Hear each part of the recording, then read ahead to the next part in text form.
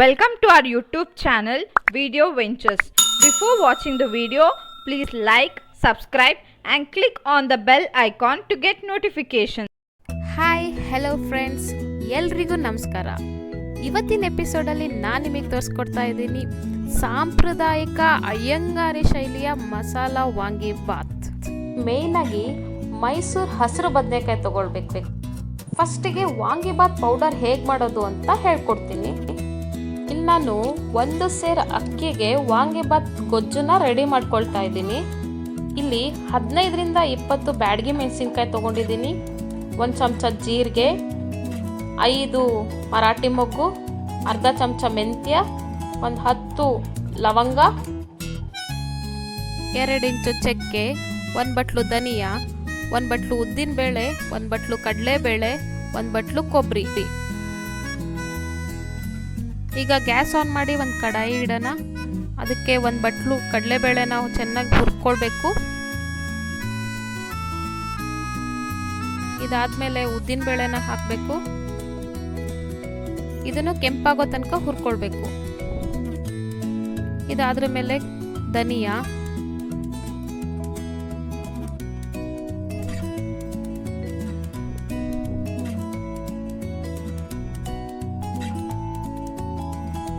ಬ್ಯಾಡಗಿ ಮೆಣಸಿನ್ಕಾಯಿ,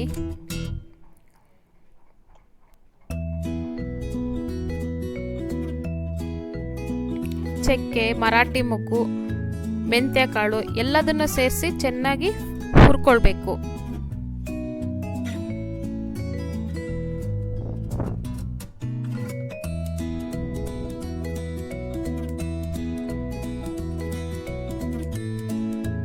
ಹತ್ತು ನಿಮಿಷಗಳ ಕಾಲ ಮಧ್ಯಮ ಊರಿನಲ್ಲಿ ಚೆನ್ನಾಗಿ ಹುರ್ಕೊಂಡು ಕೆಂಪಗಾದ ಮೇಲೆ ಆಫ್ ಮಾಡಬೇಕು. ಇದು ತಣ್ಣಗಾದ ಮೇಲೆ ಮಿಕ್ಸಿ ಜಾರಿಗೆ ಹಾಕಿ ಹೀಗೆ ಪುಡಿ ಮಾಡ್ಕೊಳ್ಬೇಕು. ಈಗ ವಾಂಗಿಬಾತ್ ಪೌಡರ್ ಸಿದ್ಧವಾಗಿದೆ. ನೆಕ್ಸ್ಟ್ ಗೊಜ್ಜು ಹೇಗೆ ರೆಡಿ ಮಾಡ್ಕೊಳ್ಳೋದು ಅಂತ ಹೇಳ್ತೀನಿ. ಈಗ ಒಂದು ಬಾಣಲಿನ ಒಲೆ ಮೇಲೆ ಇಟ್ಕೊಳ್ಬೇಕು. ಇದಕ್ಕೆ 1 ಬಟ್ಲಷ್ಟು ಎಣ್ಣೆ ಹಾಕಿ 10ರಿಂದ 15 ಗೋಡಂಬಿನ ಹಾಕಿ ಕೆಂಪಗಾಗೋ ತನಕ ಹುರಿಬೇಕು.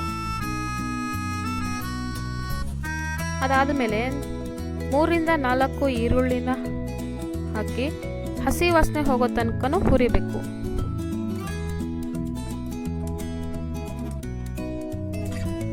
ಇಲ್ಲಿ ನಾನು ಅರ್ಧ ಕೆಜಿಯಷ್ಟು ಬದನೆಕಾಯಿನ ಯೂಸ್ ಮಾಡ್ಕೊಳ್ತಾ ಇದ್ದೀನಿ 1 ಸೇರು ಅಕ್ಕಿಗೆ.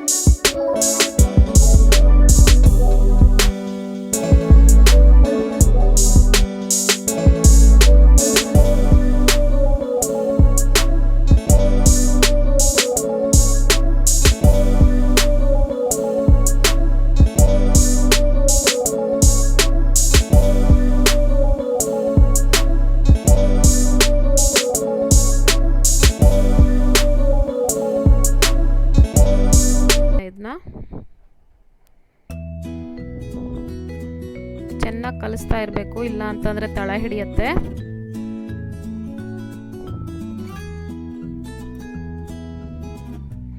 ಈಗ ವಾಂಗಿಬಾತ್ ಗೊಜ್ಜು ಸವಿಯಲು ಸಿದ್ಧ. ಈ ಗೊಜ್ಜನ್ನ ಅನ್ನಕ್ಕೆ ಹಾಕಿ ಕಲಿಸ್ಕೊಳ್ಬೇಕು. ಈಗ ಅಯ್ಯಂಗಾರಿ ಶೈಲಿಯ ವಾಂಗಿಬಾತ್ ಸವಿಯಲು ಸಿದ್ಧ. Thank you for watching the video. Please do not forget to hit on the subscribe button and click on the bell icon. Thank you.